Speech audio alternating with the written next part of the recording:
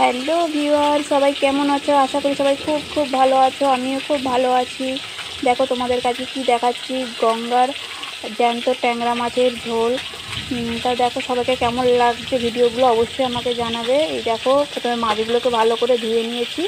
প্রতিটা মাছের পেটে কিন্তু ডিম আছে, জানো তো। মাছগুলো ভালো করে ভেজে নিয়েছি। তারপরে ভেজে এদিকে তুলে নিয়েছি। আর এইদিকে আলুটিকে তখন কারেন্টটা চলে গেছিলো বলে আমি তোমাকে ক্লিপটা দেখাতে পারলাম না।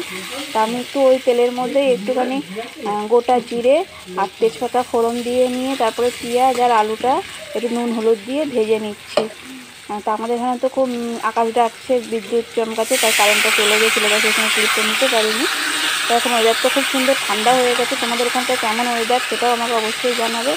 আর দেখো ওই ভাজা হয়ে গেছে আলুটাও, তার মধ্যে একটু আদা রসুন একটু টমেটো পেস্ট করে রেখেছিলাম, সেটা দিয়ে ভালো করে মশলাটাকে কষিয়ে নিচ্ছি। সুন্দরভাবে কষিয়ে নেবো। কাঁচা মশলার গন্ধটা চলে গেলে তার মধ্যে একটু লঙ্কার গুঁড়ো আর যে ধনে জিরেটা আমি ভেজে রাখি সেই গুঁড়োটা অ্যাড করব। দেখো কত সুন্দর কষানো হয়ে পুরো তেল ছেড়ে গেছে। তাই এর মধ্যে এখন আমি একটু লঙ্কার গুঁড়ো, এটা আমি ঘরেতেই করে রাখি, যেটাকে আমরা অনেক সময় চিলি ফ্লেক্সও বলি, কিন্তু এটা লঙ্কার, আমরা যেটা বাংলা ভাষায় বলি লঙ্কার গুঁড়ো, সেটাই বললাম। আর এইদিকে এই দেখো ধনে জিরে গুঁড়ো, যেটা আমি সবসময় ভেজে রেখে দিই বাড়িতে। তো দেখো এটা দিয়ে একটু ভালো করে নাড়িয়ে নিলাম, নিয়ে এবার এর মধ্যে জল অ্যাড করে দেবো। তোমরা চাইলে গরম জল দিতে পারো, কিন্তু আমি তাড়াতাড়ি সময় ঠান্ডা জলই দিচ্ছি, কারণ খুব বৃষ্টি হচ্ছে, কখন আবার কারেন্ট চলে যাবে। তা আমি হয়তো ভিডিওটা দিতেই পারবো না, তার জন্য ঠান্ডা জলই দিয়ে দিলাম। তোমরা চাইলে এর মধ্যে অবশ্যই গরম জল অ্যাড করতে পারো। তাই দেখো আমার একটু জলটা লাগবে বলে মনে হলো, তো আর একটু জল অ্যাড করে দিলাম। দিয়ে এবারটাকে আমি চাপা দিয়ে ভালো করে আলুগুলোকে সিদ্ধ হতে দেবো। তা একটু নুনও অ্যাড করে দিলাম এই সময়। দিয়ে তোমরা বলবে অবশ্যই তোমাদের কার কার বাড়িতে কেমনভাবে রান্না হয়, আর তোমরা কীরকমভাবে ট্যাংরা মাছ খেতে ভালোবাসো, আর কারা তোমরা এরকম দেশি ছোটো ট্যাংরা খেতে ভালোবাসো তারাও অবশ্যই জানাবে। এগুলো কিন্তু খুব টেস্টি হয়, গঙ্গার জ্যান্ত ট্যাংরা তো, দেশি ট্যাংরা।